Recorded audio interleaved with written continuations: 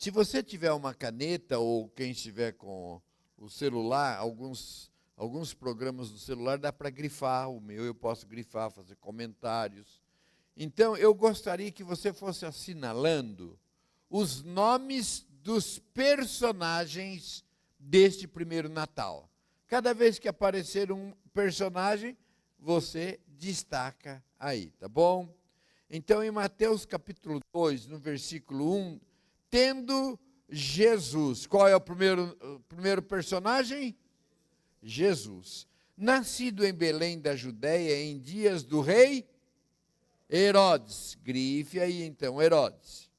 E eis que vieram uns magos, grife aí então, magos do Oriente a Jerusalém, e perguntavam: onde está o recém-nascido rei dos judeus? Porque vimos a sua estrela no Oriente e viemos para adorá-lo. Tendo ouvido isso, alarmou-se o rei Herodes e com ele toda Jerusalém. Então, convocando todos os principais sacerdotes e escribas, grife aí, do povo, indagava deles onde o Cristo deveria nascer. Em Belém da Judéia, responderam eles, porque assim está escrito por intermédio do profeta. E tu, Belém, terra de Judá, não és de modo algum a menor entre as principais de Judá, porque de ti sairá o guia que há de apacentar o meu povo Israel. E com isto, Herodes, tendo chamado secretamente os magos, inquiriu deles com precisão quanto ao tempo em que a estrela aparecera. E enviando-os a Belém, disse-lhes: ide informar-vos cuidadosamente a respeito do menino. E quando o tiverdes encontrado, avisai-me para eu também ir adorá-lo. Depois de ouvirem o rei, partiram. E eis que a estrela que viram no oriente os precedia, até que chegando parou sobre onde estava o menino. E vendo eles a estrela, alegraram-se com grande e intenso júbilo. Entrando na casa, viram o menino com Maria, mais um personagem, sua mãe. Prostrando-se, o adoraram e, abrindo seus tesouros, entregaram-lhe suas ofertas: ouro, incenso e mirra. Vamos orar mais uma vez. Querido Deus, em nome de Jesus, eu te peço perdão pelos meus pecados cometidos contra ti. Ratifico a minha entrega total ao Senhor e eu quero ser instrumento nas tuas mãos. Assim como o Senhor falou ao meu coração, também fale ao coração de cada irmão, de cada irmã, e que seja um tempo especial, que a gente possa aprender na tua palavra e colocar em prática o que nós aprendemos. Dá-nos mesmo, ó Deus, da tua palavra, do teu alimento, em nome de Jesus. Amém. Eu vou deixar o protagonista para o final, mas eu quero começar destacando o nome do rei. Como que era o rei? Herodes. No Novo Testamento o Novo Testamento apresenta 4 Herodes. 4 Herodes. O Herodes Antipas, que é aquele que mandou matar João Batista. E que é também o que escarneceu de Jesus quando do julgamento de Cristo. O segundo, ou melhor, o terceiro, eu vou falar do primeiro daqui a pouco, o terceiro é o Herodes Agripa I, o que mandou matar o apóstolo Tiago, e é aquele também que mandou prender o apóstolo Pedro. E o quarto foi Herodes Agripa II, diante de quem Paulo contou o seu testemunho de conversão, e o impacto do testemunho de Paulo levou então a Agripa a dizer: por pouco persuades a fazer um cristão. Um parênteses aqui, obrigado, dona Clarice. As crianças, muito obrigado. Viu como eu conheço as minhas ovelhas? As crianças podem vir aqui, por favor. Fecha o parênteses aí. Deixa o parênteses aberto, tá bom? Só vou abrir o parênteses. Cadê as crianças? Ô, Manu, é aqui. Já foram? Então, tá bom. Me diga uma coisa. O que significa, o que é o Natal? Aniversário de Jesus. Ainda bem, quando eu faço pergunta para criança, o microfone, eu fico tão apreensivo com a resposta, ainda bem, foi bem ensinada, viu? Você tem um versículo? Não tem? Você tem. Fala bonito. Hoje, na cidade de Davi, nasceu o Salvador, que é Cristo Senhor. Lucas 2:11. Muito bem, muito bem. Vem cá. Cadê você? Não? Tá bom. Deus abençoe vocês, em nome de Jesus, viu? Vamos lá. Muito bem.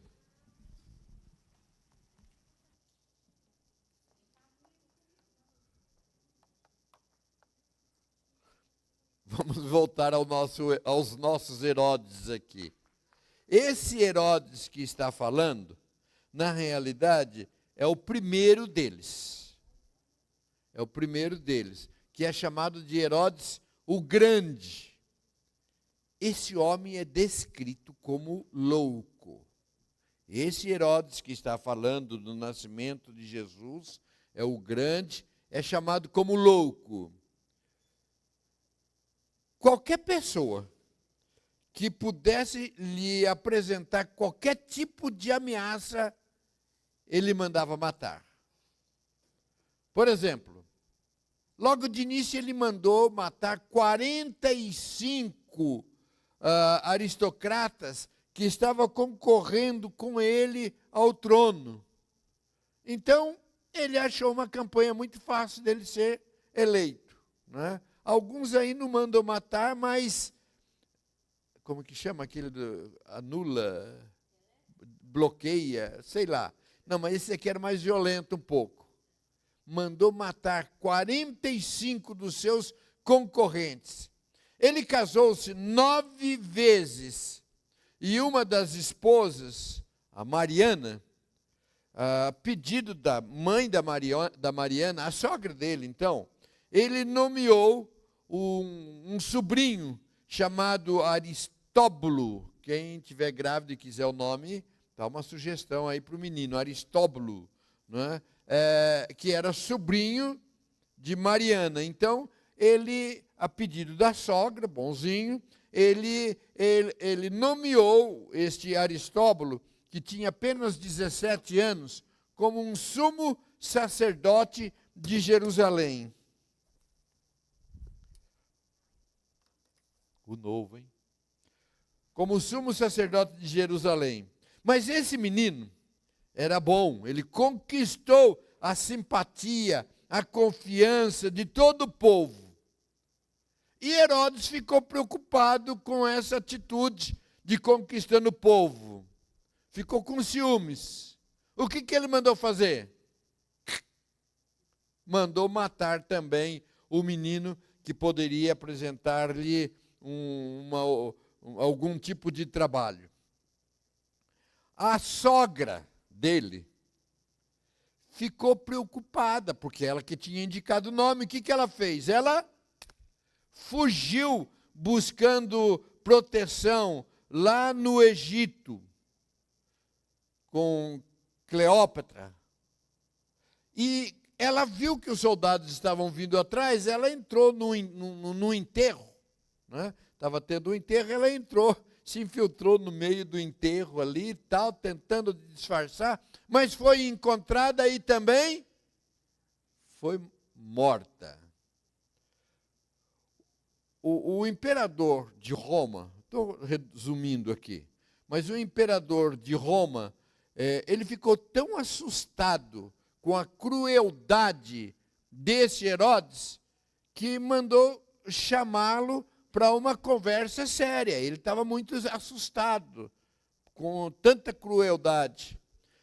tudo bem, ele atendeu o chamado do imperador, mas antes dele ir, com medo de que a esposa dele, a Mariana, o traísse, então vamos fazer o seguinte, para ela não me trair, mandou matar a Mariana também. Então já fica morta aí, não tem perigo de me trair.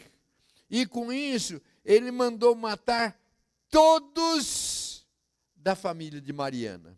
Matou todos, ninguém vai fazer frente a mim não. Mas depois disso ele mandou 2 dos seus filhos para Roma, para estudar. Vocês vão lá estudar em Roma. Mas a irmã dele, a irmã de Herodes, Salomé, falou o seguinte, olha, você mandou seus filhos estudar em Roma, eles vão se preparar tão bem, quando eles voltarem, eles vão tomar o seu lugar. Opa, não tinha pensado nisso. Chama os 2 meninos lá. E mandou matar os 2 filhos também. Mandou matar os 2 filhos também. Antes, ele viu que ele já estava na corda bamba, já estava para perder o trono, já estava no fim mesmo, ele percebeu que estava no fim da vida. Ele chamou um outro filho e mandou matar esse outro filho também, para que esse filho também não herdasse o trono. O homem era tão violento, que o imperador César Augusto escreveu, referindo-se a Herodes, dizendo, é melhor ser um porco do que ser um filho de Herodes. Esse era o menino. Então, com esta breve história, vai nos ajudar a entender por que Herodes ficou tão alarmado quando soube do nascimento de um menino que estaria destinado a ser rei dos judeus. Ele já estava acostumado, ameaçou, agora nascendo um menino aí que diz que vai ser rei, mata no ninho, mata desde criança. Não é? Então, a gente fica mais fácil. E é interessante porque o texto diz que toda Jerusalém ficou alarmado. Bom, queridos, eles já sabiam do que o homem era capaz de fazer, sabendo que estava nascendo aquele menino. Vocês já pensaram, um homem bravo já é perigoso. Um homem como Herodes, nervoso, sai da frente. Então toda a cidade, toda Jerusalém ficou alarmado. E o versículo 8 diz que ele mandou, versículo 8 diz que ele mandou os magos, então, encontrarem o menino, e quando tiverdes encontrado, avisai-me para eu ir também adorá-lo. Só que não. Nós sabemos, depois com todo o contexto, que não era para adorar. Aqui nós relacionamos o Herodes como aqueles que se dizem interessados em Jesus, que se dizem interessados no Evangelho, mas que não tem nada a ver com o Evangelho.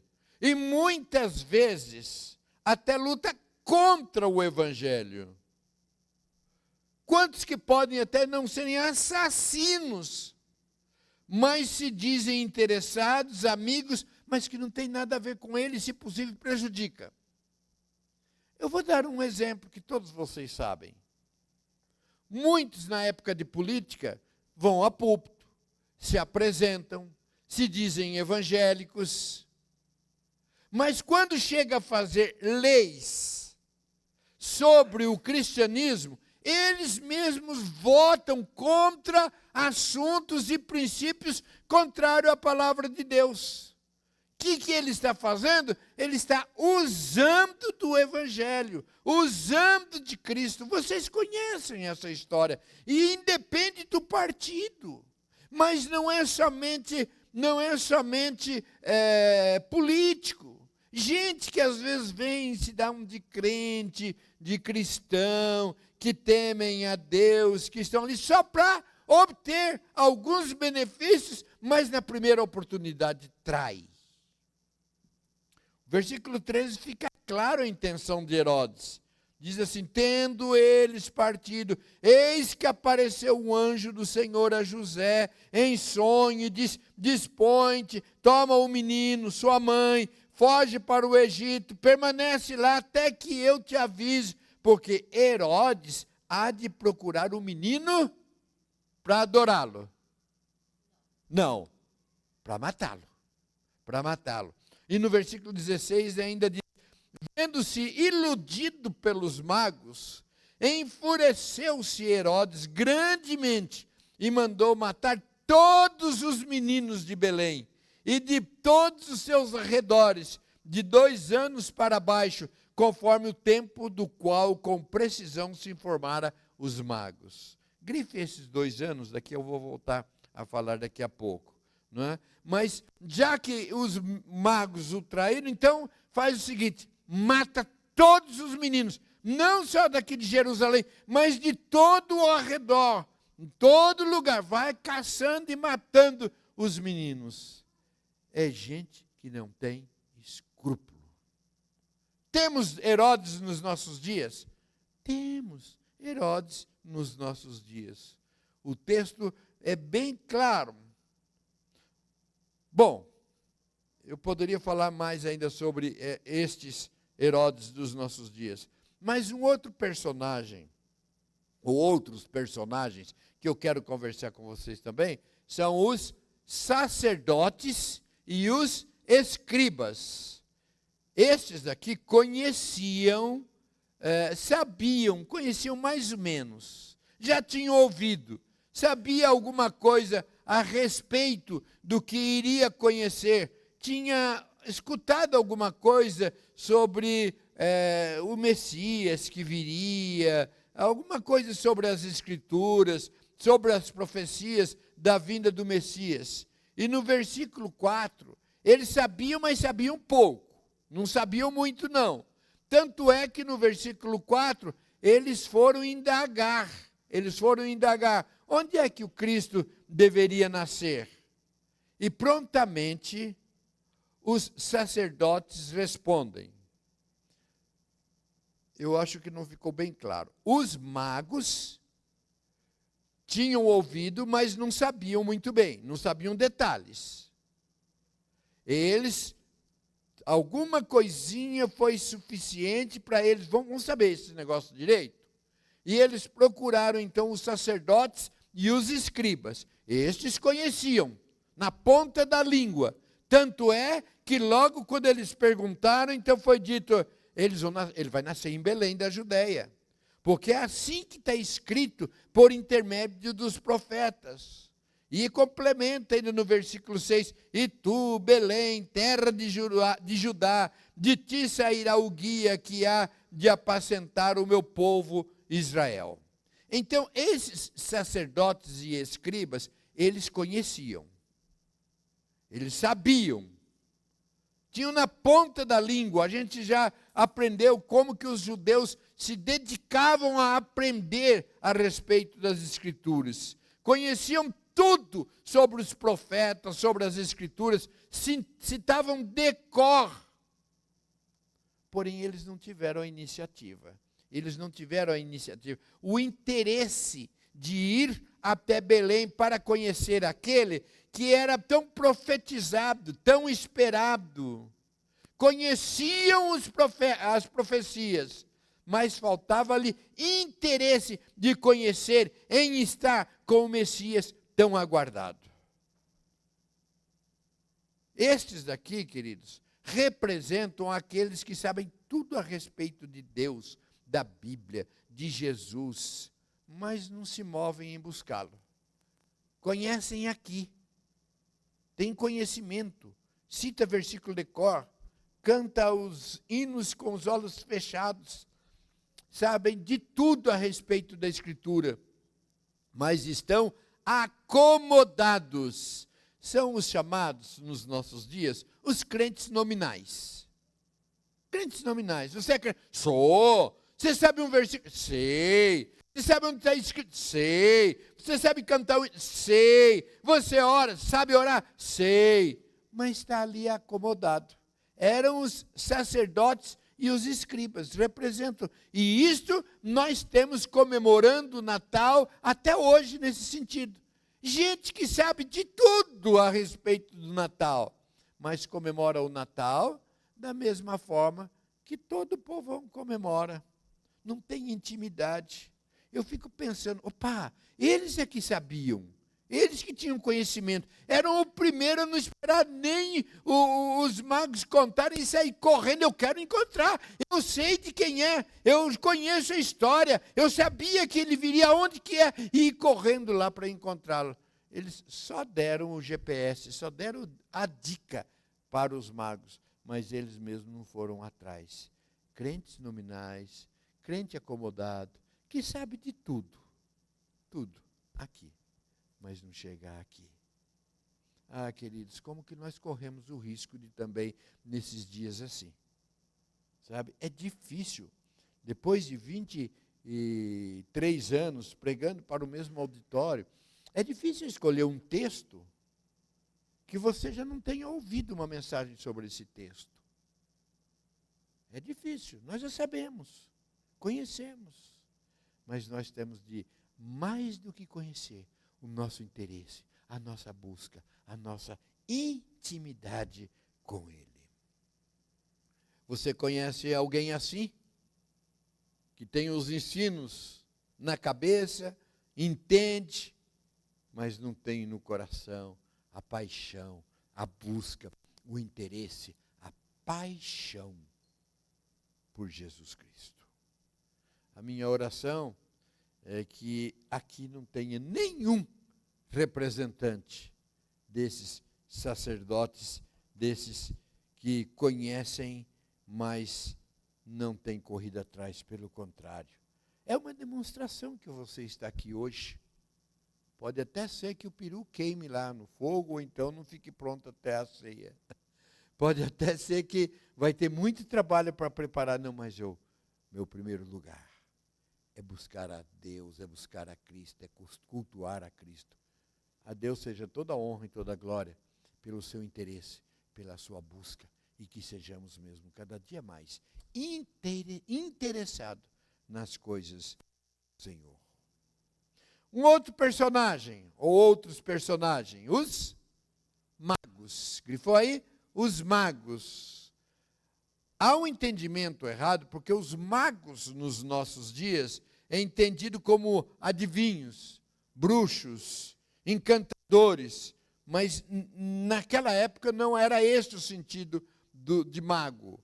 Eram os astrônomos, a Deise já falou bem sobre eles, astrólogos, cientistas, estudiosos. Era gente que estudava, inclusive para orientar os reis, orientar na plantação, para saber a época melhor do plantio, porque eles sabiam ver a questão dos astros, orientava o melhor momento para que as ovelhas pudessem, então, dar cria, que os animais iriam crescer com mais robustez. Era gente que entendia, estudava, se preparava.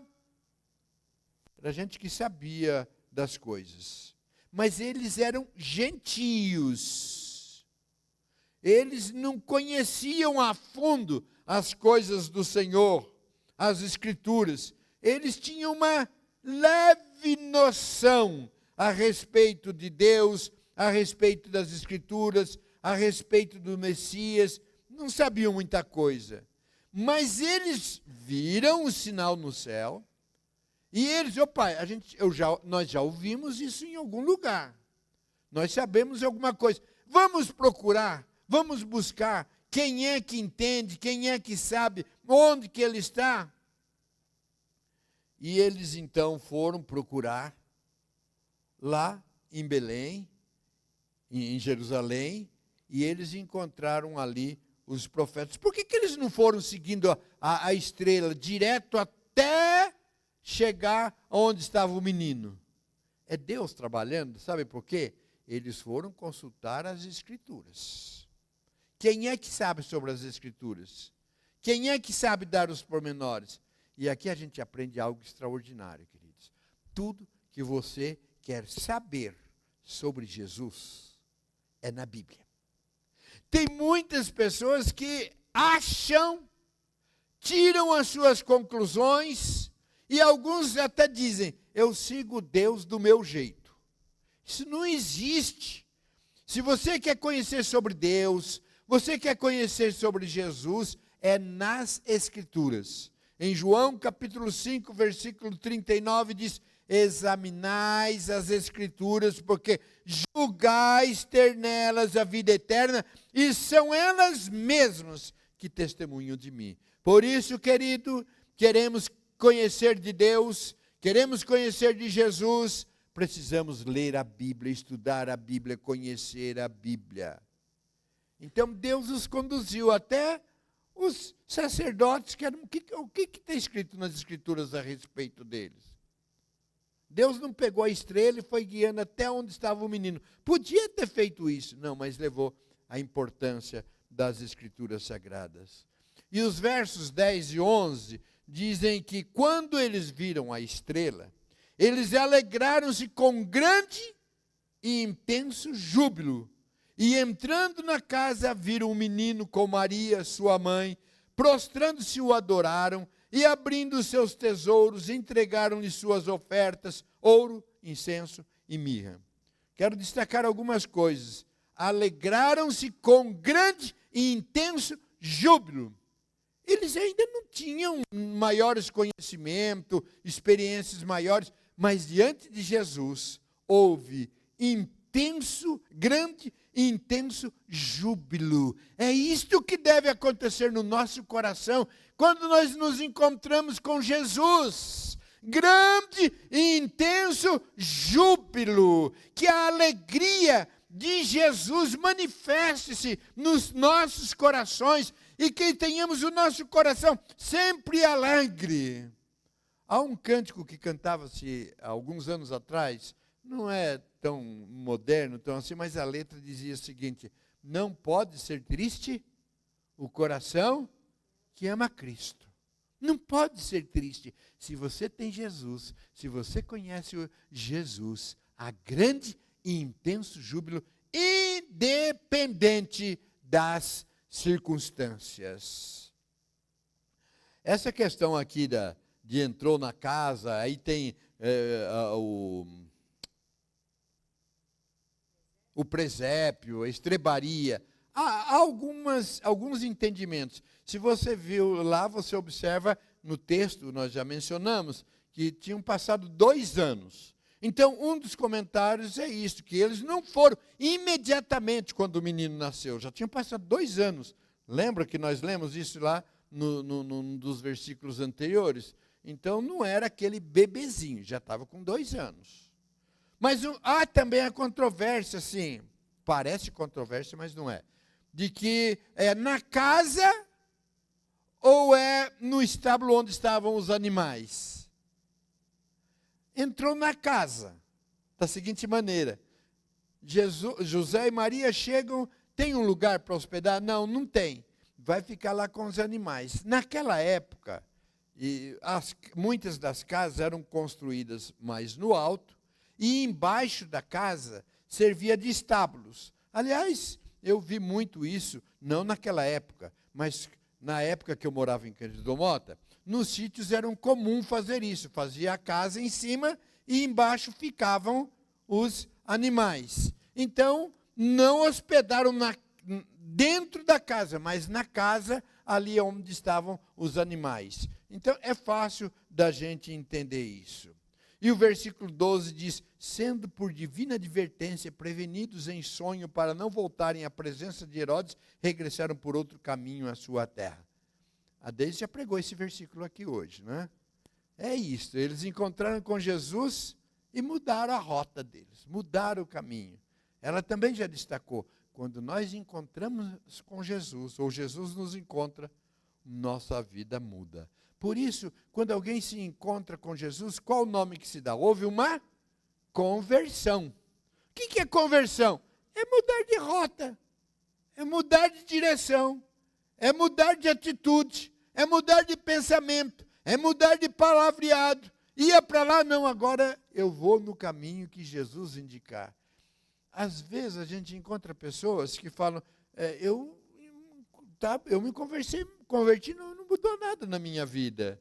Eu me lembro que eu, uma vez, aconselhei um seminarista, e ele tinha se convertido, se converteu, no ano seguinte já foi para o seminário. E eu perguntei para ele, eu gosto sempre de perguntar a experiência da conversão. Ele disse, não mudou nada na minha vida, eu só mudei de religião. Isso não é conversão. A conversão é uma constante na nossa vida. Entreguei a minha vida para Jesus, mas nós estamos mudando todos os dias. À medida que nós vamos tendo essa experiência com Jesus, nós estamos mudando de rota, mudando de atitude, mudando de pensamento, mudando de vestimenta, mudando de conversações. Nós estamos mudando. É isso que aconteceu. Mas a Deise já falou. E mesmo porque o tempo nosso não para. O outro personagem é Maria. Uma mulher excepcional. Uma mulher bem-aventurada. Quando o anjo anuncia que ela ficaria grávida, queridos, viaja um pouquinho no tempo. Vai lá naquela época e saber que uma moça solteira está grávida. Como que ela seria taxada? Como que ela seria tratada? O que passaria na cabeça do povo daquela época e até do noivo? Será? Que histórias? Nunca ouvi dizer que uma moça pode ficar grávida sem ter relações com homens. Aqui que você me engana. Você viaja um pouco. Como que o que passava na cabeça dela, o medo, o susto, a preocupação, e mulheres solteiras engravidarem na época, algumas delas eram até mesmo apedrejadas, desprezadas. Mas olha a palavra dela lá em Lucas capítulo 1, versículo 38. Aqui está a serva do Senhor, que se cumpra em mim conforme a tua palavra. Maria representa aqueles que estão dispostos a dizer, aqui está a tua serva, aqui está o teu servo, que se cumpra em mim conforme a tua palavra. É ela que nos representa. Você pode dizer como Maria, aqui está a tua serva, aqui está o teu servo, cumpra-se em mim segundo a tua palavra, conforme a tua palavra. Não sei o que vão falar, não sei o que vai acontecer, não sei o que vai dar, mas cumpra-se em mim, estou nas tuas mãos, faça em mim a tua vontade. Eu gostaria que nós disséssemos também de coração, as mulheres, os homens, nós repetíssemos como Maria, aqui está a serva do Senhor, aqui, que se cumpra em mim, conforme a tua palavra. Que assim Deus nos abençoe. Mas eu deixei por último, falei um pouco mais sobre Herodes, e no fim outros textos que eram tão interessantes foi ficando, e eu não quero me prolongar, mas eu deixei por último o principal, o protagonista. Qual é o quinto personagem que nós vamos destacar, que lá é o primeiro no texto bíblico? Jesus, o menino Jesus Cristo, aquele sem o qual não existiria e não existe o Natal.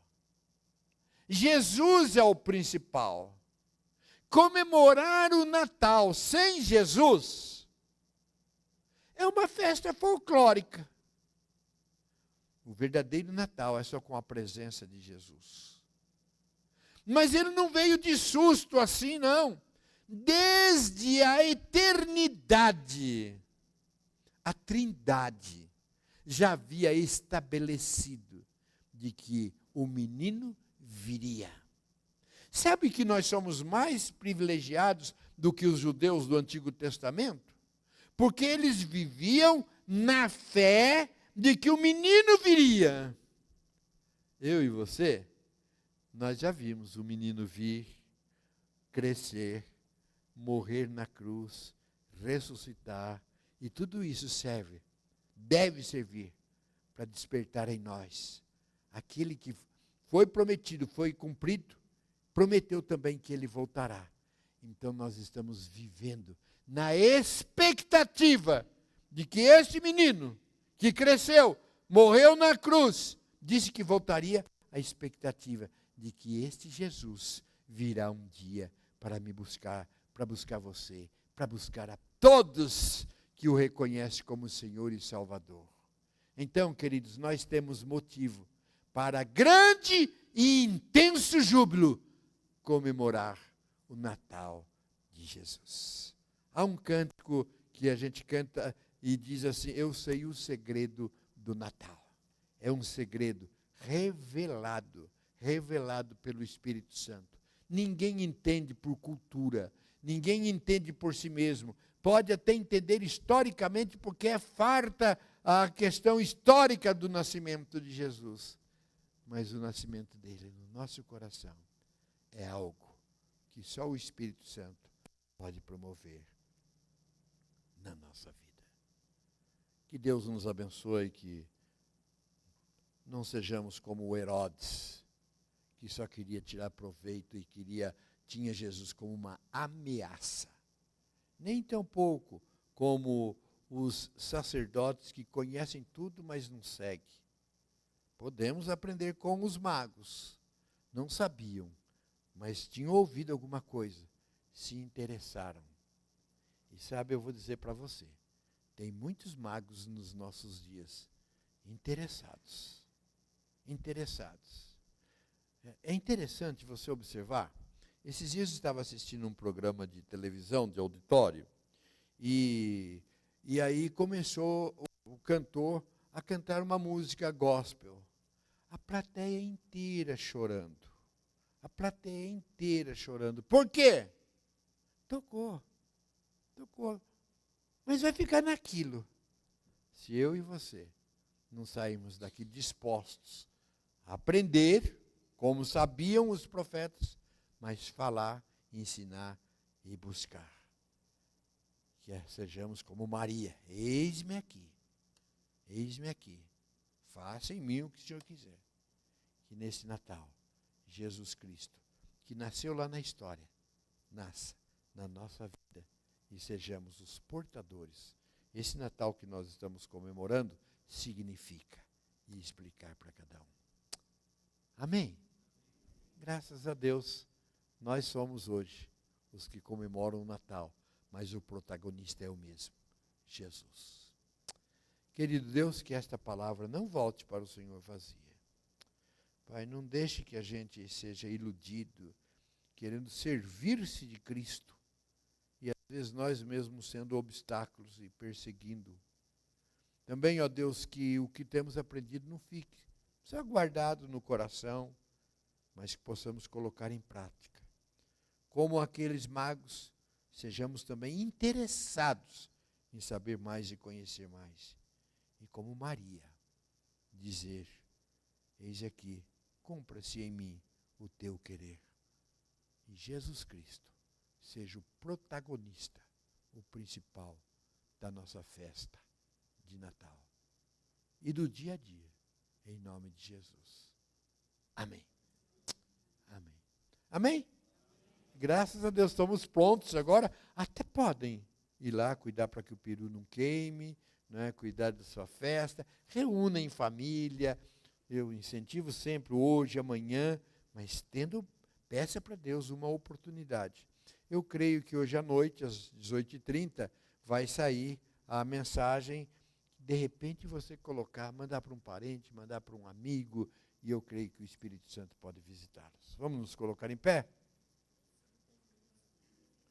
Tem alguma música? Como? Nas estrelas, dá para sair?